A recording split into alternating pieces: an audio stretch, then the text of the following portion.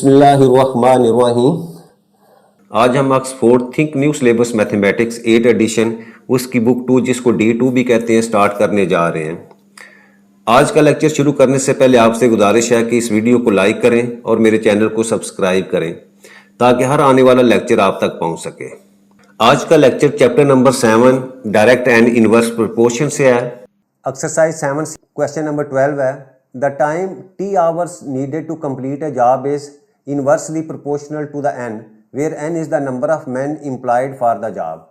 The job can be completed by 3 men in 8 hours. अच्छा, अब देखिए यहाँ आपका टाइम T जो है और आपके number of man employed for job जो है उनके दरमियान जो है वो इन्वर्सली प्रोपोर्शनल है। तो सबसे पहले जो है वो हम लिखते हैं यहाँ फर्स्ट पार्ट के लिए कि आपका टाइम जो है वो इन्वर्सली प्रोपोर्शनल है 1/n, वेयर n आपका जो है वो टाइम है और n जो है वो आपका number of man employed for job.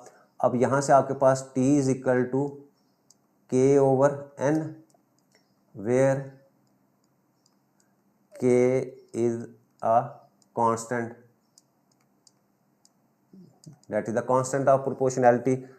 और यहाँ से हम अगर दोनों को अगर मैं मल्टीप्लाई कर दूँ तो यहाँ से t इंटू n जो है वो that is equal to k। ठीक है।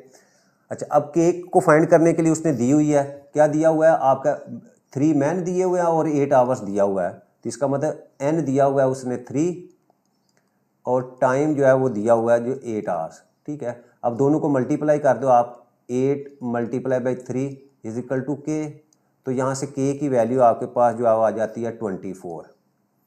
अब ये 24 वैल्यू को जो है मैं इस इक्वेशन के अंदर पुट करूँगा तो मेरे पास t is equal to 24 divided by n, इसको मैं इक्वेशन 1 कहता हूँ। और ये क्या उसने पूछा था, find an equation connecting t and n, यानी t आपका जो टाइम है और आपके नंबर ऑफ मैन जो है उनके दरमियान जो इक्वेशन या कनेक्ट या रिलेशन है वो आपने फाइंड करना है। तो ये आपके पास जो है वो उन दोनों के दरमियान जो है वो रिलेशन जो है वो शो कर रहा है इक्वेशन की फॉर्म में।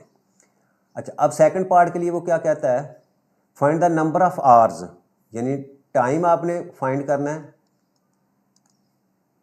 Needed by 6 man to complete the job, यानी मैन आपके पास n की वैल्यू क्या दी हुई है दैट इज इक्वल टू 6।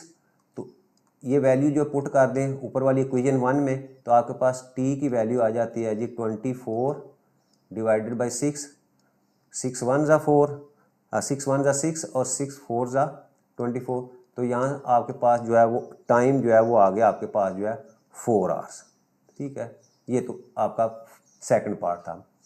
अब थर्ड पार्ट के लिए वो क्या कहता है, if the job is to be completed in 3/4 hours, यानी आपने टाइम जो है वो 3/4 आवर जो है ये दिया हुआ है। ठीक है। How many man to be employed, तो आपने क्या करना है, आपने नंबर ऑफ मैन जो है यानी n की वैल्यू जो है वो आपने फाइंड करनी है। तो अगेन इस डाटा को पुट कर दें आप 1 के अंदर, तो अब यहाँ से t की जगह आप पुट कर देंगे 3/4 that is equal to 24 divided by n। अब वैल्यूज हमने पुट कर दी। अब हम क्या करते हैं, क्रॉस मल्टीप्लाई करते हैं। यहाँ लिखता हूँ मैं बाई क्रॉस मल्टीप्लाइंग,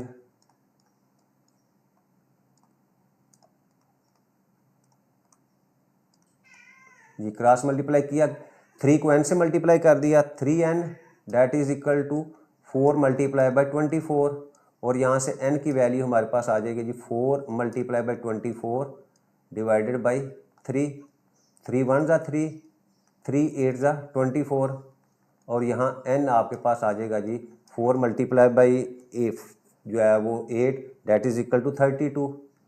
तो आपके पास जो नंबर ऑफ मैन जो है एम्प्लॉयड फॉर जॉब जो है वो आपके पास जो है वो 32 आ गया। ठीक है। तो ये हमारा क्वेश्चन नंबर जो है 12 जो है वो कंप्लीट हो जाता है।